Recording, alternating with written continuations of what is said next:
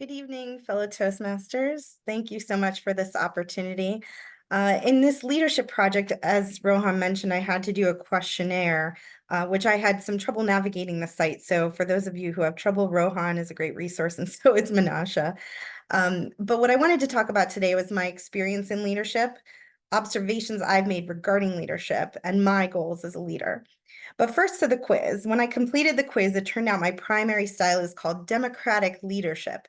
And characteristics of that include relying on consensus decision-making, being comfortable allowing others to take the lead, motivating by providing opportunities for collaboration, and using collaboration and communication to receive input from team members. And this is interesting because in the app, I was thinking about the application of this to my job, in which we do a lot of teamwork. And importantly, we do a lot of consensus building. I work in a federal agency and I work in a policy office. So we have to often get a lot of people together to build consensus on key things and get the buy-in that we need. So this resonated with me. So first, I wanted to talk a little bit about my experience in leadership. It's varied, but I do want to start by saying that I'm going to focus on my work experiences, but I believe strongly that leadership can really be implemented in any situation. And this can be from planning a social outing with your family or friends, to outside work activities like Toastmasters, to taking on a leadership role in an unexpected situation, maybe like an emergency situation, for example.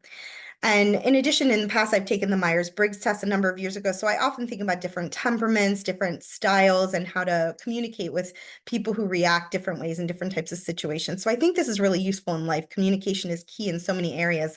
And also in the federal government, employees are encouraged to take the Federal Employee Viewpoint Survey, which is a long questionnaire that really drills down about what you think about your leadership and things like that. So these are always in my mind.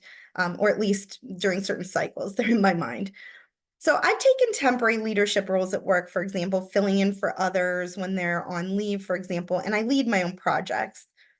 One particular example that I took over work on a committee when someone was on maternity leave, and I didn't really have much of an opportunity to revamp anything because I was just there in a temporary role, but I did try to offer what I wanted to see as a member. So this involved preparing some meetings, holding some trainings, and providing materials that I thought would be useful and things that I would have liked to have seen as a member. As a senior analyst in my current job, people do really look to me sometimes. I'm now the older one in my group, when there was a time when I was the younger one, but now people look to me, and that's great. And I try to reinforce my values in this sense on leadership, which I'll talk a little bit about. And I also talk to colleagues about the workplace itself, and I always encourage open communication with our supervisor. So if people are having trouble, I always say, go to the supervisor. He's good to talk to. Don't be hesitant. Now, some observations for good leadership. I wanted to highlight my current situation. I'm really happy in my job right now because I do have satisfaction in my work, and also my current supervisor is really terrific. And some of the ways in which he's terrific is he really values us as a team and our opinions. And you can see this in meetings sometimes when he runs something by us and he rethinks his approach. You can tell that he's really taking our opinions and it's not just paying us lip service. He delegates work to us, but also reviews it as needed. He provides us meaningful feedback throughout the year. He keeps us posted on things he learns about in the workplace that may affect us, such as return to work, telework policies, all these sorts of things that really do affect our day-to-day that he knows that we care about.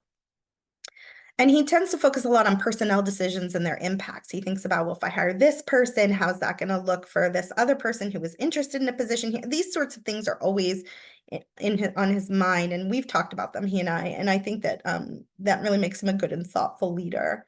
And he also respects our personal lives. We all have personal lives, no matter what our family situation, and he's always respectful of that. Doctor's appointments, childcare issues, all these sorts of things, vacations. Everybody needs a vacation. Some examples of poor leadership that I've noticed are when there's absolutely no clear direction. You don't know what you're trying to accomplish. A time suck.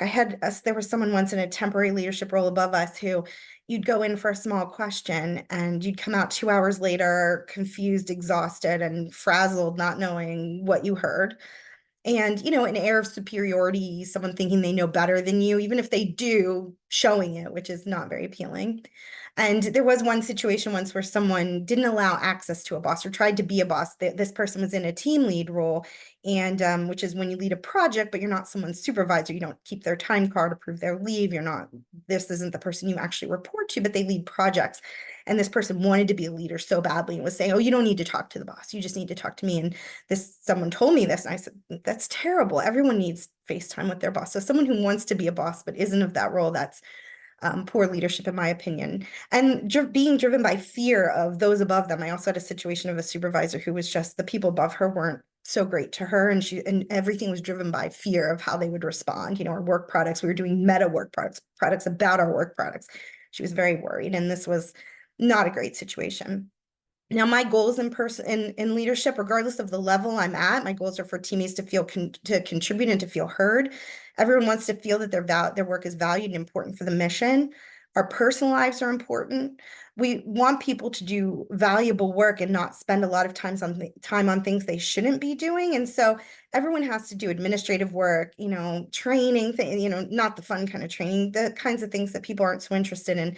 We all have to do some of that. But in general, you want to be focusing on the work that you find valuable.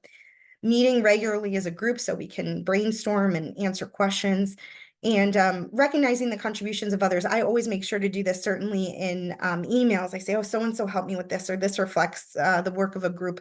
Part of that, I think, is because my office is very focused on ethics and bioethics and other kinds of ethics. And so I think all of us kind of have this natural bent toward that anyway, but also it's just the right thing to do. And when you do it, other people are more willing to do it, and it really reinforces a good work environment. And I recognize there are still things I need to work on. Being a leader doesn't mean being perfect at everything. We're always trying to get better at things that we do, and we always have areas where we could improve. In sum, I believe leadership skills and values can be implemented in many aspects of life, and I've absorbed what I've learned from good and ineffective or even damaging leadership styles from people who are dour. And my goal is to implement positive leadership characteristics whenever possible, recognizing both my place in the group and for various purposes. So thank you very much. Thank you, Hilary.